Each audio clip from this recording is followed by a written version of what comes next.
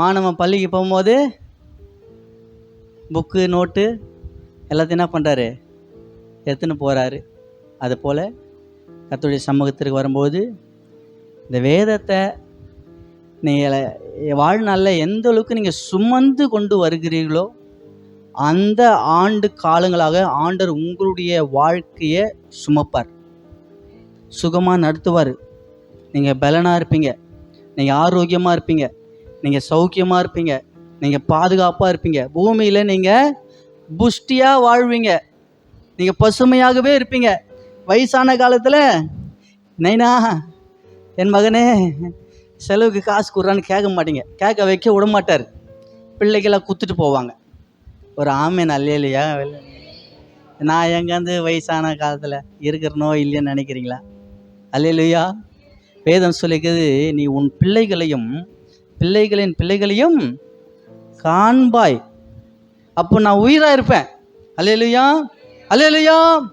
சரி, இந்த பைபிளில் வந்து ஆதியாகமம், யாத்திராகமம், லேவியராகமம், என்னாகமம், உபாகமம் அதெல்லாம் இருக்குது தெரியுமா? யார் யாருக்கு தெரியும்? சரி, அதை வந்து ஆதியாகமத்திலிருந்து வெளிப்படுத்தின விசேஷம் வரைக்கும் யார் பார்க்காம சொல்கிறீங்க அப்படின்னாக்கா அவங்களுக்கு நான் நல்ல ஒரு ப்ரைஸ் தருவேன். யாருன்னா இருக்கிறீங்களா? கை தூக்குங்க. ஜெபித்து இருக்கிறோம். இப்போது வசனத்தை நம் கேட்கும்படியாக அமர்ந்து இருக்கிறோம். வசனம் நம்மை வாழ வைக்கிறது. சத்தமே வரலையே. வசனம் கடைசி நாளிலே நம்மை நியாயம் தீர்க்க போகிறது. அல்லேலூயா, அல்லேலூயா. ஒரு வசனத்தை நாம் ஆதார வசனமாக நாம் எடுத்துக்கொள்வோம். ரோமர் 8ஆம் அதிகாரம் அதன் 28ஆம் வசனத்தை எடுத்தவர்கள் ஒருவர் வாசிக்க கேட்போம். புதிய ஏற்பாட்டில் 216வது பக்கம்.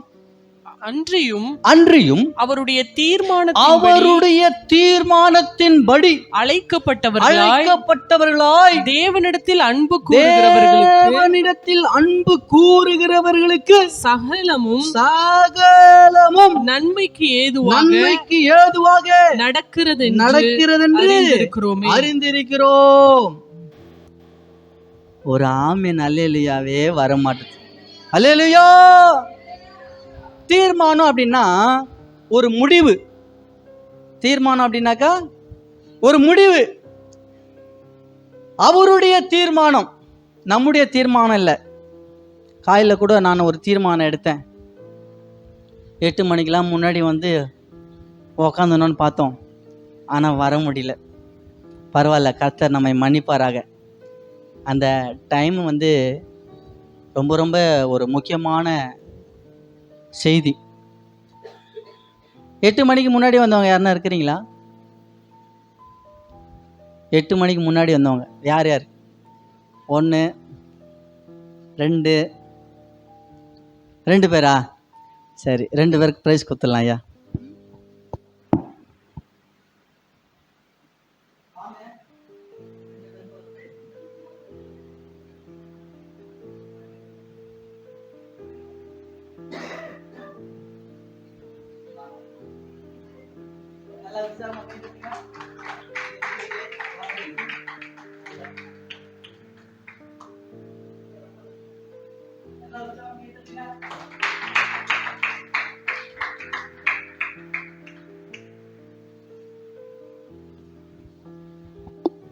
எங்கள் பாஸ்டர் இது மாதிரிலாம் கொடுக்க மாட்டேறாரு என்னன்னு நினைக்கிறீங்களா? நான் வந்து ஒரு கெஸ்ட்டு, ஒரு விருந்தாளி. பேரன் பேத்திக்கு ஊர்லேருந்து நம்ம பாட்டி தாத்தா, நம்ம பாஷையில் சொல்லணும் ஆயா, ஊர்லேருந்து வரும்போது பேர பேத்திங்கெலாம் ஒரே கொண்டாட்டம் குஷியாக இருக்கும் பாருங்க. ஏன்? இவங்க வாங்கிட்டு போயிடுறாங்கன்னு நினைக்கிறேன், அதுதான் வருது. ஏதாச்சும் என்ன பண்ணியிருப்பாங்க, நமக்கு வாங்கின்னு வந்திருப்பாங்க. அதனால ரொம்ப ஹாப்பி. போகும்போதும் ஜாலி தான். ஏன் கொடுத்துட்டு போவாங்க காசு. அதை வச்சு என்ன பண்ணலாம், கடைக்கு போயிட்டு ஜாலியாக சாக்லேட் வாங்கி சாப்பிட்லாம்.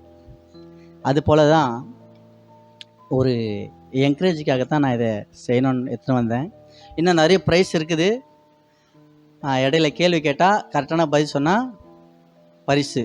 ஆமென். அல்லேலூயா. இன்றைக்கு செய்தியின் தலைப்பு தீமையும் நன்மையும். இன்றைக்கு செய்தியின் தலைப்பு தீமையும் நன்மையும்.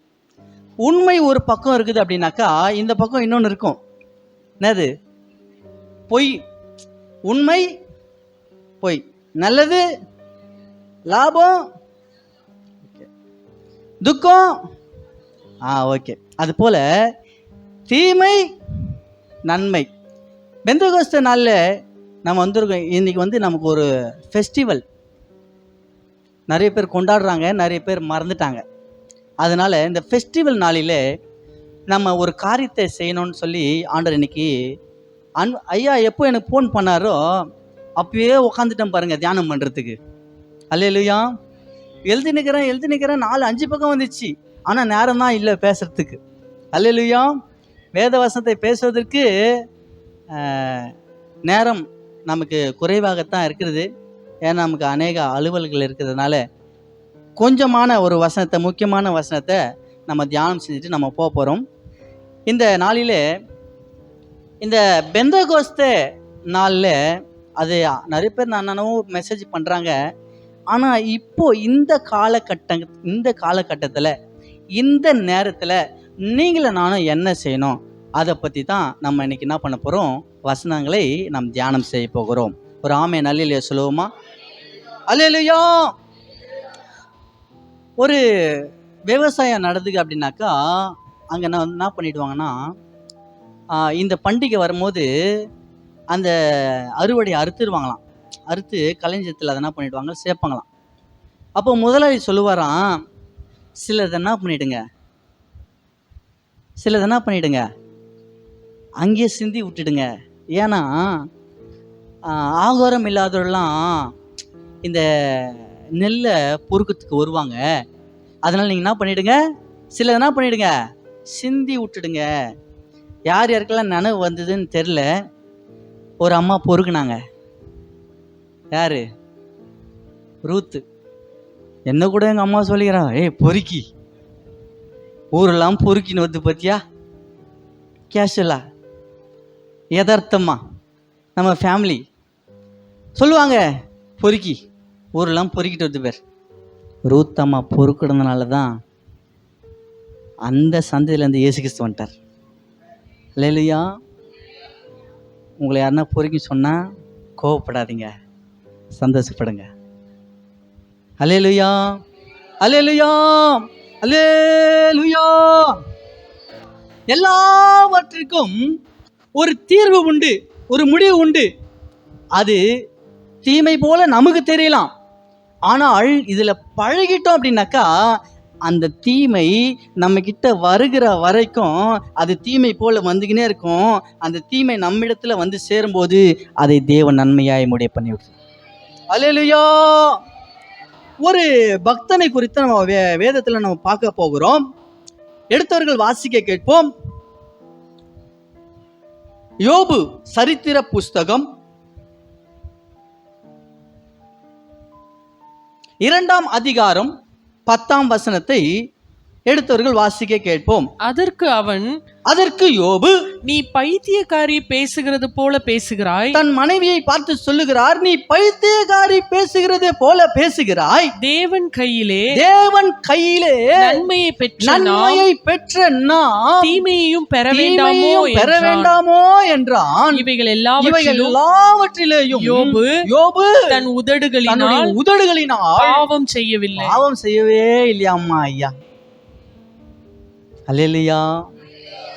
அவர் உத்தமனா வாழ்ந்தார், சன்மார்க்கனா வாழ்ந்தார், ஆண்டவருக்கு பிரியமான ஒரு மகனா யோபு வாழ்ந்தார். ஆனால் யோபுக்குத்தான் வந்தது தீமை. இன்றைக்கு நம்முடைய வாழ்க்கையில் நான் நாத்தியமாக கரெக்டாக ஆலயத்துக்கு வந்துடுறேன், ஆண்டவரை நம்பி தான் நான் வரேன், அவருக்கு ஆராதனை நான் செலுத்துகிறேன், ஆண்டவர் எனக்கு கொடுத்துல நான் காணிக்க கொடுக்குறேன், அவருடைய சமூகத்தில் நான் உண்மையாக தானே வாழ்கிறேன், எனக்கே இந்த பலவீனம், எனக்கே இந்த கஷ்டம், எனக்கே இந்த பற்றாக்குறை, எனக்கு ஏன் இந்த தனிமையை நீங்கள் உணர்றீங்களா? யோபுக்கு வந்தது போல நமக்கெல்லாம் வரவே வராதுங்க. அல்லேலூயா. 1ஆம் அதிகாரத்தின் 2ஆம் வசனமும் 3ஆம் வசனத்தை நாம் வாசிப்போம் என்று சொன்னால், யோபு 1 2ஆம் வசனம் 3ஆம் வசனம்.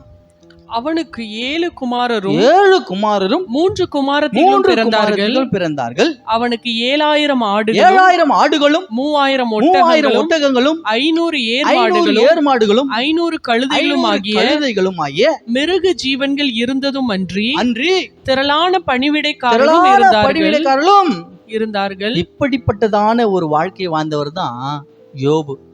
அல்லேலூயா. ஆனா பாருங்க, யோபுக்கு வந்ததுங்க சோதனை. மனுஷருக்கு நேரிடுகிற சோதனையே அல்லாமல் வேற சோதனை உங்களுக்கு நேரிடவில்லை. தேவன் உண்மையுள்ளவராக இருக்கிறார். திராணிக்கு மேல அவர் சோதிக்கப்பட இடம் கொடுக்க மாட்டார்.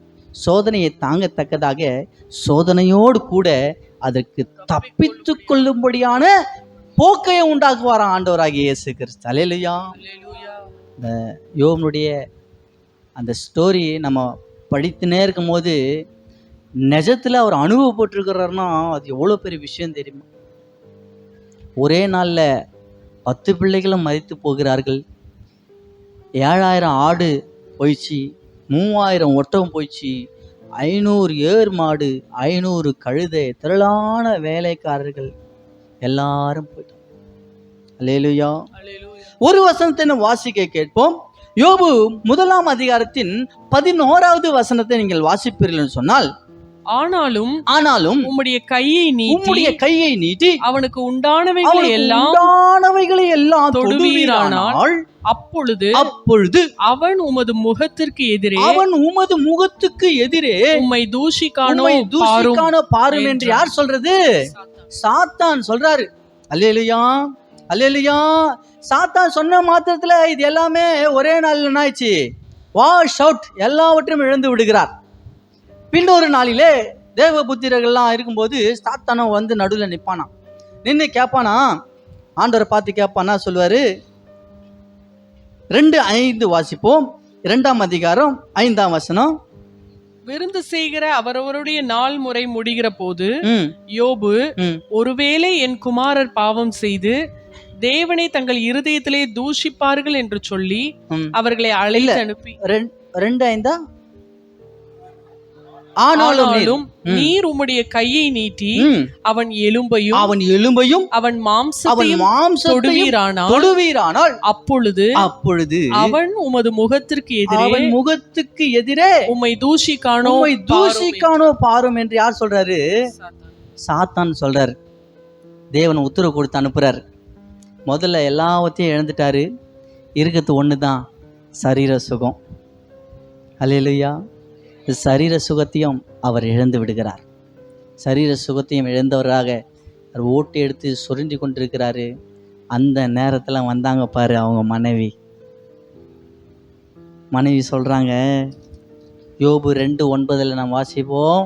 அப்பொழுது அவன் மனைவி அவனை பார்த்து, யோபின் மனைவி அவனை பார்த்து, நீர் இன்னும் உம்முடைய உத்தமத்தில் உறுதியாய் நிற்கிறீரோ? இன்னும் உம்முடைய உத்தமத்தில் உறுதியாய் நிற்கிறீரோ? தேவனை தூஷித்து ஜீவனை விடும் என்றார். தற்கொலை பண்ணி செத்து போயா சொல்லி யார் சொல்றது? யோபுடைய மனைவி சொல்றாங்க. அம்மா ஐயா, ஃபர்ஸ்ட் 2 வாட்டி சாத்தான் சொன்ன அந்த வார்த்தையை தூஷிக்கான பாருன்னு, 3ஆவதா யோபின் மனைவியுடைய வாயிலிருந்து இந்த வார்த்தை புறப்பட்டு விட்டது. அல்லேலூயா. ஆனாலும் யோபு தேவனை பற்றி குறை சொல்லவே இல்லை. தன் உதடுகளினால் யோபு பாவம் செய்யவும் இல்லை. நம்ம புதிய ஏற்பாட்டு காலத்தில் வாழ்ந்து கொண்டிருக்கிறோம் ஐயா. பழைய ஏற்பாட்டு காலத்தில் வாழ்ந்தவர் தான் யோபு. புதிய ஏற்பாட்டு காலத்துல ஆண்டவராகிய இயேசு கிறிஸ்து ஒரு பலியை செலுத்த வேண்டும் என்று நமக்கு சொல்லியிருக்கிறாரு. என்ன பலி? உதடுகளின் காளையாகிய ஸ்தோத்திர பலி. இதை யோபு பழைய ஏற்பாட்டு காலத்துல செஞ்சுட்டாரு. ஏன்னா பலி செலுத்துறதுக்கு ஒரு ஆடு இல்லை, ஒரு மாடு இல்லை, ஒரு கழுதை இல்லை, ஒரு மிருகஜீவமும் கிடையாது, சரீரத்துல சுகமும் இல்லை. அப்போ பண்ணாரு பாருங்க, கர்த்தர் கொடுத்தார், கர்த்தர் எடுத்தார். கர்த்தருடைய நாமத்துக்கு ஸ்தோத்திரம். ஸ்தோத்திரம். அல்லேலூயா. ஹல்லேலூயா. அப்படிப்பட்டதான தேவன் மேலே வச்சிருக்க ஒரு நம்பிக்கை இன்னைக்கு உங்களுக்கும் எனக்கும் இருக்கிறதா அப்படின்னா இங்கே ஒரு கொஸ்டின் மார்க் நம்ம வைக்கணும். அல்லேலூயா. எந்த சூழ்நிலை வந்தாலும் தேவனை விட்டு விலகாத ஒரு இருதயம் நமக்கு வேணும். ஒரு ஆமென் சொல்றீங்களா? தேவனை விட்டு விலகாத ஒரு இருதயம் நமக்கு இருக்கும் அப்படின்னாக்கா எந்த ஒரு நஷ்டமோ நமக்கு பெருசாவே தெரியாது, எந்த ஒரு இழப்பும் நமக்கு பெருசாவே நினைக்க மாட்டோம். அல்லேலூயா. ஒரே ஒரு ஆட்டு குட்டியை வளர்க்கலான்னு சொல்லிட்டு வளர்த்தாங்க. அதுக்கு நான் பட்ட பாடு இருக்குதே, எங்கள் மாமனார்லேருந்து எங்கள் பையன்லேருந்து அதுக்கு நாங்கள் பட்ட பாடுக்குதே. இத்தனை 1000 மிருக ஜீவன்களை மெயின்டைன் பண்ணி கொண்டு வந்த இந்த யோபுக்கு எல்லாமே ஒரே நாளில் எழுந்து போனால் அவருடைய மனநிலை எப்படி இருந்திருக்கும் பாருங்க. இவர் தாங்க பைத்தியக்காரன் போல ஆயிருக்கணும், யோபு தான் பைத்தியக்காரன் போல ஆயிருக்கணும். ஏன்? ஐயோ எல்லாமே போச்சு, எல்லாமே போச்சு, செத்து போச்சு, பசங்களும் செத்து போயிட்டாங்க, எல்லாம் செத்து போச்சு, எல்லாம் போயிடுச்சு, சரீர சுகமும் போயிடுச்சு, இவர் தானே ஆயிருக்கணும். சொல்ல மாட்டீங்களா? நான் சொல்றேன், இவர் தான் பைத்தியக்காரன் ஆயிருக்கணும். ஆனா இவர் சொல்றாரு, பைத்தியக்காரி போல பேசாதம்மா. அல்லேலூயா. அல்லேலூயா. ஹல்லேலூயா. யோபு ஒரு காரியத்தை செஞ்சாரு. தன்னுடைய சிநேகிதர்களுக்காக என்ன பண்ணாரு? விண்ணப்பம் பண்ணு. நான் சொல்றேன், சுகவீனமா இருக்கிறீங்களா? எல்லாருக்கும் ஜெபம் பண்ணுங்க, கர்த்தர் உங்களுக்கு சுகம் தருவார். இது ரகசியம். ஏன்னா தேவன் யோபுக்கு கொடுத்தாரு. அல்லேலூயா. ஏங்க 10 பசங்க மீண்டுமா பிறக்குதுங்க, 10 பசங்க மீண்டுமா பிறக்குது. யோபின் குமாரத்திகள் 3 பேர் குமாரத்தி. தேசத்துல அழகுள்ள பிள்ளைகள் யாருமே ஏங்க உடம்பு ஃபுல்லா நாத்து எடுத்த உடம்புங்க.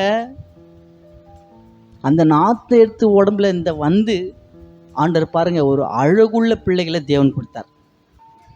ஏன் தெரியுமா? சோத்திரம் பண்ணாரு, அநேருக்காக ஜெபம் பண்ணார். இந்த சப்ஜெக்டில் நீங்களே நானும் செய்ய வேண்டிய காரியம் இதுதான். சோத்திரம் பண்ணுங்க, சுகவீனத்தில் இருக்கிறவங்க ஜெபம் பண்ணுங்க, கர்த்தர் நம்மளை சுகமாக வாழ வைப்பார். அல்லேலூயா. 7000 14,000 ஆயிடுச்சு, 3000 6000 ஆயிடுச்சு, 500 1000 ஆயிடுச்சு, 500 கழுது 1000 ஆயிடுச்சு. திரளான பணிவிடைக்காரர்கள் உண்டாயிட்டாங்க. தீமையை நன்மையாய் முடிய பண்ணுகிற நம்ம ஆண்டவராகிய இயேசு கிறிஸ்து. அல்லேலூயா. தீமைகளை நன்மையாக மாற்றினீர், துன்பங்களை இன்பமாக மாற்றினீர். தீமைகளை நன்மையாக மாற்றினீர், துன்பங்களை இன்பமாக மாற்றினீர். நன்றி.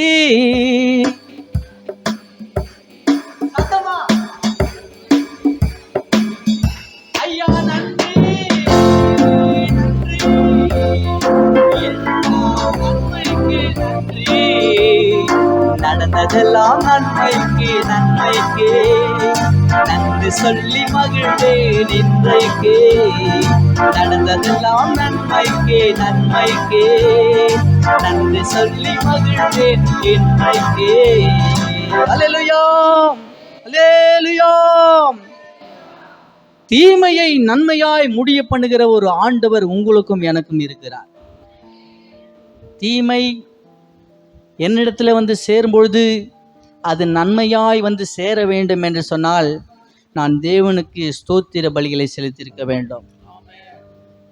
அநேகருக்காக நான் ஜெபித்திருக்கிறவனாக இருக்க வேண்டும். அப்போதான் ஆண்டவர் பாருங்க, அந்த தீமை வரங்க கிட்ட வந்து என் கையில் வந்து சேரும்போது அது நன்மையாய் முடியும். அல்லேலூயா. இன்னொரு கர்த்தருடைய தாசனை குறித்து நாம் வாசிக்க கேட்போம், எடுத்தவர்கள் வாசிக்க கேட்போம். ஆதியாகமம் 37 அதிகாரம் அதன் 7 வசனத்தை ஒருவர் வாசிக்க கேட்போம். நாம் வயலில் அறுத்த அரிகளை நாம் வயலில் அறுத்த அரிகளை கட்டி கொண்டிருந்தோம். அப்பொழுது என்னுடைய அரிக்கட்டு நிமிர்ந்திருந்தது. உங்கள் அரிக்கட்டுகள் என் அரிக்கட்டை சுற்றி வணங்கி நின்றது என்று யார் சொல்றாரு? யோசேப்பு சொல்லுகிறார். அல்லேலூயா, அல்லேலூயா. யோசேப்புக்கு கொஞ்சம் நெஞ்சம் இல்லைங்க. யோசேப்புக்கு நடந்தது கொஞ்சம் நெஞ்சம் இல்லை. ஒரு வசனத்தை நம்ம வாசிப்போமா?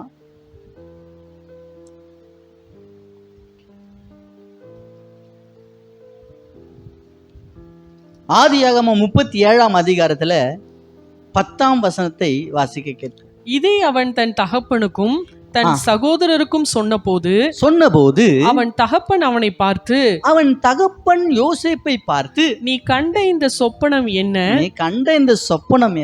நானும் தாயாரும் உன் சகோதரரும் தரை மட்டும் குனிந்து உன்னை வணங்க வருவோமோ என்று அவனை கடிந்து கொண்டான். யோசேப்பை இஸ்ரவேல் கடிந்து கொள்கிறார். எல்லா பிள்ளைகளை காட்டிலும் யோசேப்பை அதிகமாய் நேசித்த தகப்பன். எப்படி சொல்றேன்னா, யாருக்குமே பலவர்ண அங்கி இஸ்ரவேல் செஞ்சு கொடுக்கல. யாருக்குன்னா செஞ்சு கொடுத்தாரா? யாருக்குமே செஞ்சு கொடுக்கல. ஆனால் தகப்பன் இஸ்ரவேல் யோசேப்புக்கு பலவர்ண அங்கி செய்து கொடுத்தார். அப்படிப்பட்டதான ஒரு நேசம் மகன் மீது இருந்தது. அப்படிப்பட்ட தகப்பனாரே மாறி யோசேப்பை கடிந்து கொள்வார் என்று சொன்னால், நீங்களும் நானும் ஆராதிக்கிற நம்ம இயேசு, நம்ம ஆண்டவராகி தகப்பன் நம்மளை அவரை கடிந்து கொள்ளவே மாட்டார். பாவத்தை கண்டித்து உணர்த்துவார். எதுக்கு தெரியுமா? மகனே, நான் பரிசுத்த தகப்பன்பா, நான் பரிசுத்தர்ப்பா, நீ பரிசுத்தத்துக்கு பங்காளியை தான் உன்னை நான் இங்கே கொண்டு வந்திருக்கிறது. வசனம் சொல்லுகிறது, தேவன் நம்மை அசுத்தத்திற்கு அல்ல பரிசுத்தத்திற்கென்று நம்மை உள்ள அழைத்து வந்துட்டாருமா. அல்லேலூயா. தகப்பன் நேசித்தார். அந்த நேசம் ஒரே ஒரு சொப்பனம் சொன்னார் பாருங்க. அம்புட்டு நேசம், அம்புட்டு பாசம் எல்லாம் ஆச்சு, குப்பியில் போயிடுச்சு. யோசேப்பு நினச்சிருப்பாரு, அப்பா நீங்களாப்பா என்னை கடிந்து கொண்டது, நான் உண்மையாக தான்ப்பா உங்களுக்கு இருக்கிறேன். தேவன் சொப்பனம் கொடுத்தாரு, அதை சொன்னேன் தப்பா ஐயா? சகோதரர்கள் எல்லாரும் பகைத்து விட்டார்கள். சொப்பனக்காரன் இவனை என்ன பண்ணோம்? என்ன பண்ணவன க்ளோஸ் பண்ணவன. இவன் உயிரோட வாழக்கூடாது. இவன் பூமியில உயிரோட வாழக்கூடாது. இவன் உயிரா இருந்தா தானே இவன் முன்னாடி நம்ம வணங்குவோம். இவனை நம்ம கொன்னுட்டோம்னா எப்படி சொப்பன் நடக்கும்? அல்லேலூயா. அந்த அதிகாரத்தில் நீங்கள் வாசிச்சிங்க அப்படின்னாக்கா, இஸ்ரவேல் அதாவது யோசேப்புடைய தகப்பன் யாக்கோபு சொல்லுவார். அந்த சொல்லுவார், எப்பா உங்கள் அண்ணனுடைய சுக செய்தியை விசாரிச்சுட்டு வான்னு சொல்லி கூப்பிடுவார். அது என்ன வசனம்? எத்தவங்க வாசிங்க? 13. வாசிங்க. அப்பொழுது இஸ்ரவேல் யோசேப்பை நோக்கி உன் சகோதரர் சீகேமிலே ஆடுகளை மேய்க்கிறார்கள் அல்லவா, உன்னை அவர்களிடத்திற்கு அனுப்ப போகிறேன், வா என்றான். அவன் இதோ போகிறேன் என்றான். இதோ நீங்களும் நானும் தான் என்ன பண்ணிருப்போம்? அண்ணனுங்க என்ன கொலை செய்யணும்னு நினச்சினுக்கிறானுங்க. அப்போ அந்த நேரம் பார்த்து, எப்பா யோசிப்பீங்க, வா உங்கள் அண்ணனுங்களை நீ போயிட்டு என்ன பண்ண, நல்லா விசாரிச்சுக்கின்னு எப்படி இருக்கிறாங்கன்னு, எதாகிறான்னு என்ன பண்ண, ஆடெல்லாம் எப்படி இதுன்னு சொல்லிட்டு விசாரிச்சுனான்னு சொல்லி அம்பத்துக்கு எனக்கு கூப்பிட்றாருன்னு வச்சுங்க, நான் என்ன சொல்லியிருப்பேன்? எப்பா அண்ணனுங்களே என்ன கொலை பண்ணுறதுக்கு யோசனை பண்ணி நிற்கிறானுங்க, இந்த நேரத்தில் என்ன தனியாக வேற அம்புற சொல்லியிருக்க மாட்டான். யோசேப்பு சொல்கிறா, போகிறேன்ப்பா. அல்லேலூயா, அல்லேலூயா. பா போகிறேன்ப்பா. தகப்பன் வார்த்தைக்கு யோசேப்பு கீழ்ப்படிந்தார். இன்னைக்கு வேத வசனத்துக்கு நீங்கள நானே கீழ்ப்படிந்தனா ஆபத்து நிறைந்த உலகத்துல நீங்கள நானே வாழ்ந்து கொண்டிருக்கிறோம். எந்த இடத்துல போனாலும் கர்த்தர் நமக்கு பாதுகாவலனாக இருக்கிறார். மகிமையானவைகளின் மேலெல்லாம் காவல் உண்டாயிருக்கும். ஒரு ஆமென் அல்லேலூயாவே வர மாட்டேன். ஏங்க இது காவலுங்க, காவல். காசு கொடுத்து நிறைய பேர் செக்யூரிட்டி வச்சுக்கிறாங்க. ஒய் பிரிவான், இசட் பிளஸ் பிரிவான். ஏங்க எனக்குள்ள ஜீவனுக்கு பாதுகாப்பு இயேசு கிறிஸ்து மட்டும்தாங்க. உடைமைகளுக்கு பாதுகாப்பு கொடுக்கலாம், எல்லாவற்றுக்கும் பாதுகாப்பு கொடுக்கலாம். ஆனால் எனக்குள்ள இருக்கிற ஜீவனுக்கு பாதுகாப்பு இயேசு கிறிஸ்து மட்டும்தான். வேற யாரால என்ன பண்ண முடியாது. யோசேப்புக்கு ஒரு நம்பிக்கை, திடமான தைரியம் இருந்தது பாருங்க. எப்பா நான் போறேன்பா, ஹாப்பியா போறாரு. போயிட்டு ஒரு இடத்துல மேய்ச்சல் இருப்பாங்க சொல்லி அனுப்புறா. அங்கே போனாக்கா அண்ணனுக்கு என்ன இல்லை, அங்கே இல்லை. அங்கே ஒருத்தர் கேட்குறாரு, என்ன கேட்குறாரு, எப்பா என்னப்பா தேர்ற? இல்லை எங்கள் அண்ணனுங்களாம் ஆடு மிஷினாங்க, காணோம், எங்கே போனாங்க சொல்லுவார். அவங்க தோத்தானுக்கு போகிறோன்னு பேசிக்கினாங்க. எங்கே போயிட்டாங்க? தோக்க போகிறாங்களே, அதனால தோத்தானுக்கு போயிட்டாங்க. நம்மளால என்ன பண்ணியிருப்போம்? நானாக என்ன பண்ணுவேன், இவ்வளோ தூரம் வந்து அவனுங்கிட்ட பார்க்கறது வந்ததே பெரிய விஷயம், பக்கு பக்குன்னு இருக்கும். திரும்பி என்ன பண்ணியிருப்பேன், அப்பாப்பா சொன்னத்தில் போய் பார்த்தேன், மூச்சு வாங்க வந்திருப்பேன். மூச்சு வாங்க வந்து என்ன சொல்லியிருப்பேன் அப்பா கிட்ட, இல்லைப்பா சொல்லிட்டு சாதாரணமாக முடிச்சுட்டு போயிருப்பேன். ஆனால் தொடர்ந்து போகிறார், அப்பாவுடைய வார்த்தைக்கு தொடர்ந்து போகிறார். போயிட்டு கிட்ட கூட போகலாமா, தூரத்தில் வரத்தை பார்த்துட்டான், அண்ணனுங்க பார்த்துட்டாங்க. ஏய் நம்ம கொலை செய்யணும்னு நினச்ச நம்முடைய சகோதரன் நம்ம கிட்டே வந்து என்ன பண்ணுறான், மாட்டிக்க போகிறான்டா. ஆலோசனை பண்ணிட்டானுங்க. கோழி கூண்டுக்குள்ள மாட்டிக்கிச்சு. வந்தாரு, தூக்கி போட்டுட்டான். அதில் ஒருத்தன் நல்லவன் ரூபன். அல்லேலூயா. ரூபன் பார்த்து, எப்பா ரத்த பயணம் வானா ஐயா, நம்ம சகோதரன் என்ன பண்ணலாம், தோ இஸ்மவேலர் போகிறாங்க, நம்ம என்ன பண்ணலாம், அயல் நாட்டுக்கு போயிடுவாங்கப்பா, நம்ம முகத்தை கூட பார்க்க மாட்டோம். இனிமே எப்படி நம்ம முகத்தை கூட என்ன பார்க்க மாட்டோம், பார்க்க முடியாது. வித்துடலாம் அவனை. கையில் காசுனாச்சு என்ன பண்ணும், நம்ம கையில் வரும். அப்பா கிட்ட கேட்டால் சொல்லிக்கலாம். ஒரு துஷ்டம் இருக்க வந்து யோசேப்பு என்ன பண்ணிச்சு, காலி பண்ணிச்சு. வசனத்தை மட்டும் எத்தனை வந்து காமிச்சோம். ஒரு வசனம் நீங்கள் எடுத்தீங்கன்னா வாசிங்க. சகோதரர்கள் யோசேப்பை விற்றுவிட்டு தகப்பனத்தில் அவர்கள் வருவார்கள். வந்து தகப்பன்கிட்ட அந்த பலவர் நான் இங்கே கொடுத்து சொல்லுவாங்க ஒரு வார்த்தை. எடுத்தீங்களா நீங்கள் அந்த வசனத்தை? 32. வாசிங்க. பலவர்ணமான அந்த அங்கியை தங்கள் தகப்பனிடத்திற்கு அனுப்பி இதை நாங்கள் கண்டெடுத்தோம், இது உம்முடைய குமாரன் அங்கியோ அல்லவோ பாரும் என்று சொல்ல சொன்னார்கள். யாக்கோபு அதை கண்டு இது என் குமாரனுடைய அங்கிதான், ஒரு துஷ்ட மிருகம் அவனை பட்சித்து போட்டது. யோசேப்பு பீருண்டு போனான் என்று புலம்பி தன் வஸ்திரங்களை கிழித்து தன் அறையில் இரட்டு கட்டி கொண்டு அநேக நாள் தன் குமாரனுக்காக துக்கித்து கொண்டிருந்தான். சகோதரர்கள்லாம் வந்து சொல்லிட்டாங்க, யோசேப்பு நாயிட்டான்ப்பா, யோசேப்பு நாயிட்டான், செத்துட்டான். யார் சொல்றா? சகோதரர்கள் எல்லாருமே சொல்லுகிறார்கள். ஆனா ஒரு சூழ்நிலை ஒன்று வரும் பாருங்க. யோசேப்புக்கு அநேக காரியங்கள் தேவன் வெளிப்படுத்துவார், சொப்பனத்தை அந்த இதெல்லாம் சொல்லுவார். அவர் வந்து ஒரு ராஜாங்கத்தில் ஒரு அதிகாரத்தில் என்ன பண்ணிடுவார், உக்காந்துருவார் அங்கே. அது பாட்டுன்னு ஆண்டவருடைய சொப்பனம் என்ன பண்ணுது, யோசேப்பு நிமித்தமா அது நிறைவேறி கொண்டே வருகிறது. யோசேப்பு சொன்ன வார்த்தை கானான் தேசத்திலையும் நிறைவேறுகிறது. பஞ்சம் வந்துச்சம்மா, பஞ்சம், சோறு இல்லை. நம்ம எங்கே தான் போனாலும், என்னத்தான் பேசினாலும், என்னத்தான் வேலை செஞ்சாலும், கடைசியா ஐயா அம்மா பசிக்குது வந்தாங்க பாருங்க. அல்லேலூயா. வந்து பார்த்துட்டு நிறைய சம்பவம் நடக்குது. டைம் வேறு 10 வேறு ஆயிடுச்சு, இன்னும் 20 நிமிஷம் தான் இருக்குது. எல்லா சம்பவம்லாம் நடக்குது. யோசேப்பு கிட்ட பேசிட்டு எல்லாம் முடிச்சுட்டு போகிறாங்க. யோசேப்பு சொல்லி அனுப்புறாரு, எப்பா நான் தான் யோசேப்பு, அப்பா கிட்ட போய் சொல்லுங்க. யார்கிட்ட போய் சொல்லுங்க? நம்ம அப்பா இருக்கிறார்ல இஸ்ரவேலு, அவர்கிட்ட போய் சொல்லுங்க. எந்த வாய் யோசேப்பு செத்துட்டான்னு சொல்லிச்சோ அதே வாய் தகப்பன்கிட்ட அப்பா யோசேப்பு உயிரோடு இருக்கிறான்பா. ஏசுநாதர் செத்து போட்டாரு, சாப்டர் க்ளோஸ், முடிச்சிரு, அவள் தான் முடிஞ்சிச்சு. மரித்தேன் ஆனாலும் இதோ சதா காலங்களிலும் நான் உயிரோடு இருக்கிறேன். அல்லேலூயா. இன்பாதிர்ச்சி.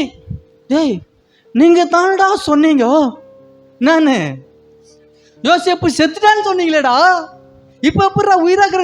நாங்க பார்த்தோம்ப்பா. இஸ்ரவேலுக்கு தெரிஞ்சு போச்சு, உனக்கு அப்பயே பொய் தான் சொல்லியிருந்தானுங்க. இந்த பொய்யெல்லாம் தான் யோசேப்பு தகப்பனத்தில் சொல்லி வந்தான். சகோதரர்கள் செய்ய துன்மார்க்கத்தை யோசேப்பு என்ன பண்ணான்? தகப்பனத்தில் சொல்லி வரும். அதனால தான் தகப்பனுக்கு யோசேப்பு மேலே ஒரு நம்பிக்கை, ஒரு ஆசை பலவர் இங்கே கொடுத்தார். இன்றைக்கி நீங்களும் நானும் இயேசு கிறிஸ்துக்கு உண்மையான ஒரு வாழ்க்கை வாழணும்னா ஆண்டவர் நமக்கு ஒரு வஸ்திரத்தை கொடுத்துருக்கிறாரு, ரட்சிப்பின் வஸ்திரம். யாரும் கொடுக்க முடியாது. அல்லேலூயா, அல்லேலூயா. அதே வாய் தகப்பன் உயிராக இருக்கிற நம்ம சொல்ல. அல்லேலூயா. ஒரு வசனத்தை நம்ம வாசிக்க கேட்போம். ஆதியாகமம் 45ஆம் அதிகாரத்தின் அதன் 7ஆம் வசனத்தை நாம் வாசிக்க கேட்போம். ஆதியாகமம் 45 7ஆம் வசனம். பூமியிலே உங்கள் வம்சம் ஒழியாமல் இருக்க. இல்ல, அதுக்கு முன்னாடி 5வது வசனத்தை வாசிங்க. என்னை இவ்விடத்தில் வரும்படி விற்று போட்டதினால் நீங்கள் சஞ்சலப்பட வேண்டாம். அது உங்களுக்கு விசனமாய் இருக்கவும் வேண்டாம். ஜீவ ரட்சனை செய்யும்படிக்கு தேவன் என்னை உங்களுக்கு முன்னே அனுப்பினார். இந்த இடத்துக்கு என்ன பண்ணிட்டாரு? அனுப்பிட்டாரு. அல்லேலூயா. ஜீவ ரட்சனை. ஒரு வீட்டுக்கு ஒரு ரட்சகன் தான் இருக்க முடியும். ஒரு ஆமென் அல்லேலூயா சொல்லுவோமா? அல்லேலூயா. ஆனால் அந்த ரட்சகரன் கொஞ்சம் நெஞ்ச பாடு அனுபவிக்கிறது. துன்பம் வருங்க, பழிச்சொல் வரும், நிந்திப்பாங்க, விமர்சனம் வரும், பழிச்சொல் வரும். அல்லேலூயா. எல்லாவற்றையும் தாங்கக்கூடியதான ஒரு திட நம்பிக்கை, தைரியத்தை ஆண்டவராக இயேசு கிறிஸ்து நமக்கு தருவார். ஒரு ஆமென் அல்லேலூயா சொல்லுவோமா? இப்போ அந்த 45:7 வாசிங்க. பூமியிலே உங்கள் வம்சம் ஒழியாமல் இருக்க உங்களை ஆதரிக்கிறதற்காகவும் பெரிய ரட்சிப்பினால் உங்களை உயிரோடே காப்பதற்காகவும் தேவன் என்னை உங்களுக்கு முன்னமே என்ன பண்ணிட்டாரு? உங்களுக்கு நன்மை சொன்ன என்ன முன்னாடி என்ன பண்ணிட்டாரு? உங்க மூலியமா என்ன அனுப்பிச்சிட்டார். பகைக்கிறாங்களா? நன்மை செய்யுங்கள். இதுதான் கிறிஸ்து இயேசுவின் உபதேசம். அல்லேலூயா. இயேசு கிறிஸ்து நமக்கு என்ன சொல்லித்தராரு? எப்பா உன்னை பகைக்கிறானா, உன்னை துன்பப்படுத்துறானா, நீ அவங்களுக்காக ஜெபம் பண்ணுப்பா. சபிக்கிறாங்களா, மனதார இயேசு கிறிஸ்துவின் நாமத்தினாலே ஆசீர்வதி. அல்லேலூயா.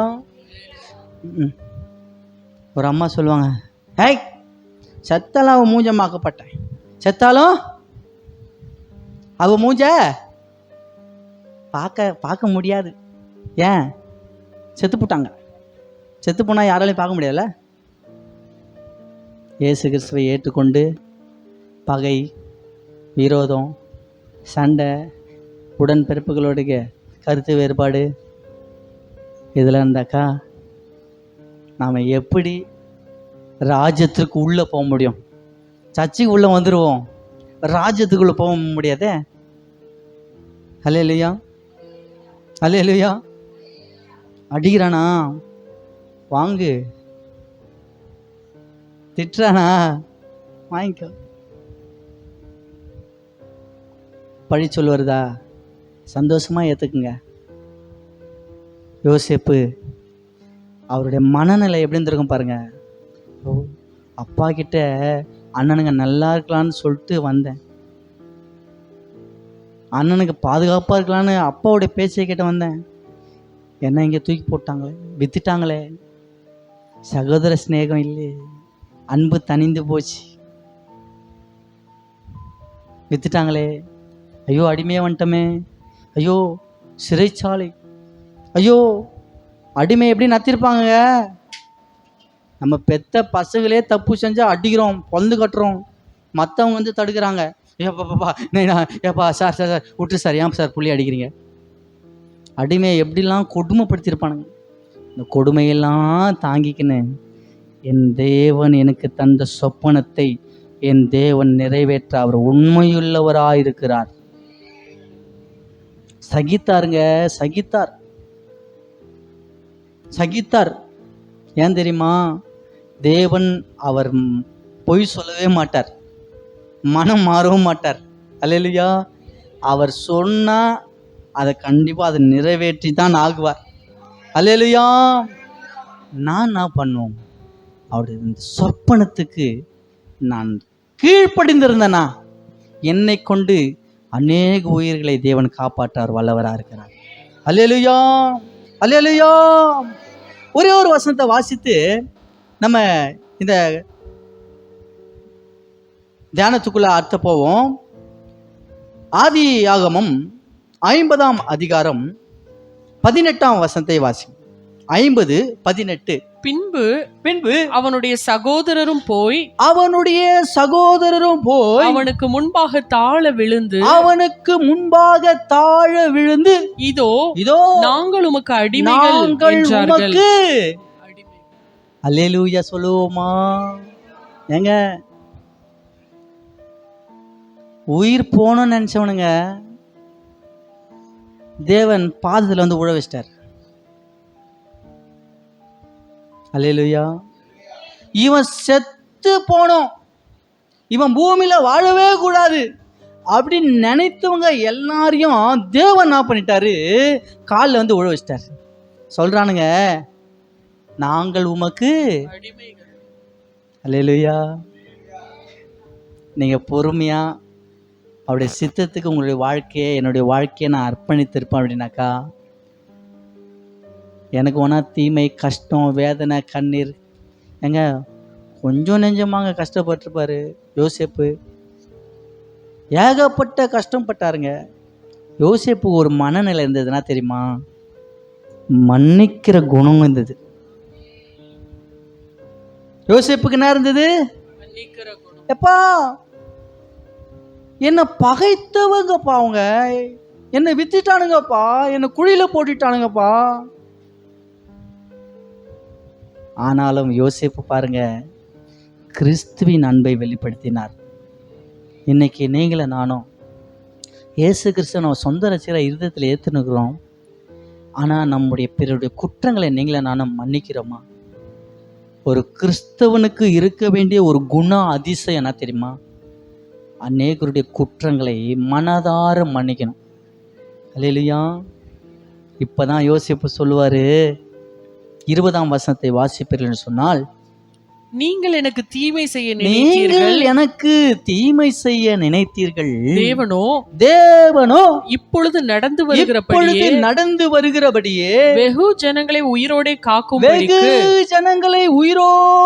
காக்கும்படிக்கு அதை நன்மையாக முடிய பண்ணி, அதை தேவன் என்ன பண்ணிட்டாரு?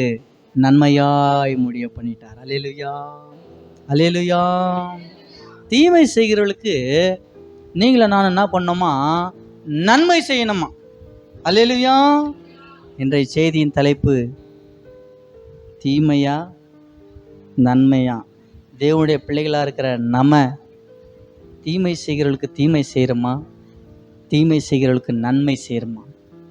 வசனம் சொல்லுகிறது, தீமைக்கு சரி கட்டுவேன் என்று சொல்லாதே, கர்த்தருக்கு காத்திரு, அவர் உன்னை ரட்சிப்பார்.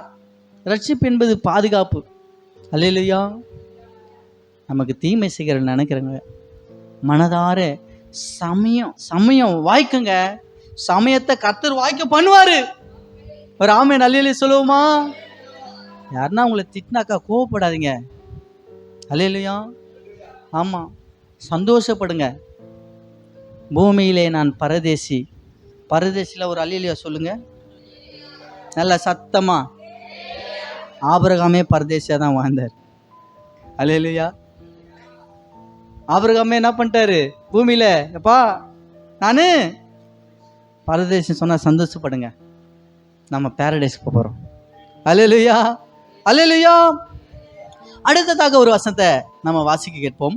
லூக்கா எழுதின சுவிசேஷம் 16ஆம் அதிகாரத்துல அங்க ஒரு சம்பவத்தை நம்ம பார்ப்போம்.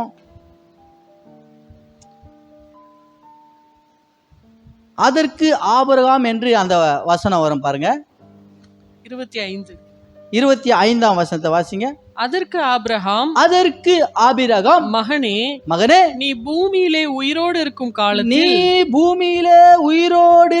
காலத்தில் உன் நன்மைகளை அனுபவித்தாய். லாசருவும் அப்படியே தீமைகளை அனுபவித்தான். அதை நினைத்துக்கொள். இப்பொழுது அவன் தேற்றப்படுகிறான். நீயோ வேதனைப்படுகிறாய்.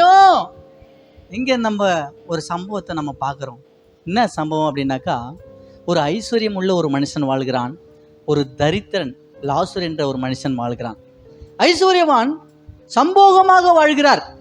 அவர் என்ன பண்ணிட்டாரு, ஒரு தீமையை பூமியில் அனுபவிக்கவே இல்லை. புதிய ஏற்பாட்டில் ஒரு வசனத்தை நான் தேடிக்கினே இருந்தேன், அது எனக்கு கண்டு கொள்ளவே முடியல. அந்த வசனத்தை நான் சொல்கிறேன், நீங்கள் படிச்சுப்பீங்க. இந்த தீமை செய்து பாடு அனுபவித்தை பார்க்கிலும் நன்மை செய்து என்ன பண்ணுமா? ஆமாம், நான் இந்த வசனத்தெல்லாம் எழுதி வச்சுக்கிறேன். ஆண்ட்ராய்டு ஃபோனை பார்த்து கூகுளில் சர்ச் பண்ணி எழுதின வசனம்லாம் இல்லை. அல்லேலூயா. டிஜிட்டல் மயமான உலகத்தில் நம்ம எடுத்தவொடனே ஒரு மெசேஜ் எடுக்கணும் அப்படின்னாக்கா நமக்கு ஒரு டாட் வரும் பாருங்க, சப்ஜெக்ட் வந்துடும், சப்ஜெக்டு வந்துடும். உக்காந்து பொறுமையாக பல ஆங்கிளில் உட்காந்துருப்பேன். ஏன்னா ஒரே ஆங்கிளில் உட்காரல. மெசேஜ் எடுத்தவங்களுக்கு தெரியும், ஃபோனில் எடுத்தவங்களுக்கு இல்லை. உண்மையாக வசனத்தை படித்து பைபிளிலிருந்து படித்து எடுத்தவங்களுக்கு தான் அந்த வழி தெரியும்.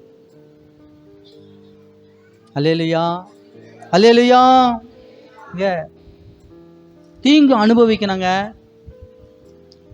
என்ன பண்ணோமா? நன்மையை மட்டும் அனுபவிச்சேன்னா பரலோகம் போக முடியாது. தீங்கு என்ன பண்ணுமா? தீங்கு அனுபவிக்கணும். நம்ம எப்பவுமே சந்தோஷமா இருக்கணுமா? இல்லையே. நம்ம எப்பவுமே அழுதுகினே இருக்கிறோமா? இல்லையே. எப்பவுமே மணி 6 இருக்க போதா? இல்லையே. 7ஆம் 8ஆம் சூழ்நிலைகள் மாறிக்கொண்டே வரும். ஆனால் அந்த சூழ்நிலை மத்தியில் ஆபிரகாம் மடியிலே தரித்திரம் தேற்றப்படுகிறான்மா. ஐஸ்வர்யம் சம்பூர்ணமாக வாழ்ந்தான். சொல்கிறான், ரொம்ப வேதனையாக இருக்குது. விரல தண்ணியில் தொட்டு ஒரே ஒரு சொட்டு என் நாவு என்ன பண்ணும்? ஒரு சொட்டில் நாவு குளிர பண்ண முடியுமா? ஒரே ஒரு சொட்டில் நாவு குளிர பண்ண முடியுமா? எப்பா அதெல்லாம் முடியாது. அங்கேயும் இங்கேயும் என்ன இருக்குது?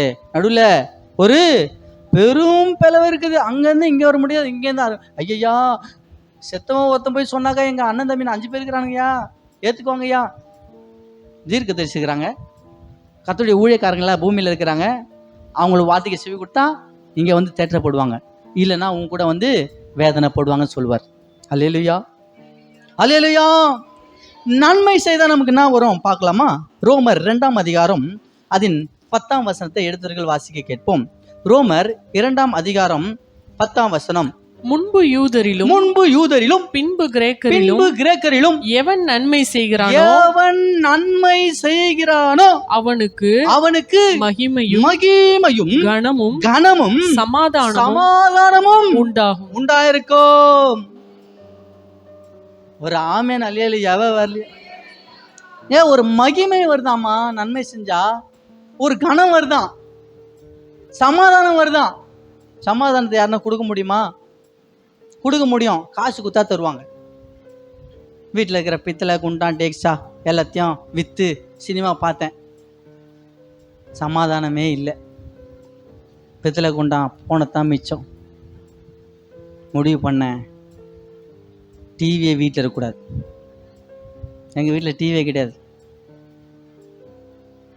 அல்லேலூயா. டிவி இருந்தால் என் தேவனுக்கு பிரியமான ஒரு வாழ்க்கை நான் வாழ இயலாது. சொல்லும், ஏய் சுவிட்சை போடுறா, யாபேசு சுவிட்சை போடுறா. போட்டியா? ஃபேனை கொஞ்சம் போடு, வேர்க்கு போகுது. போட்டியா? அந்த சேர் எடுத்து போடுறா முன்னாடி. போட்டியா? உக்காரா. மாவனை ஏந்துக்கவே கூடாது நீ. கரண்ட்டு பில் பாட்டுன்னு ஓடின்னு இருக்கோங்க. நல்லா பார்த்து நம்பர் 1 வந்தால் கூட போக மாட்டேன். அடிக்கினே வச்சுருப்பேன். முக்கியமான சீன் அப்படிலாம் பார்த்தேன். சமாதானத்தை இழந்து தான் இருந்தேன்.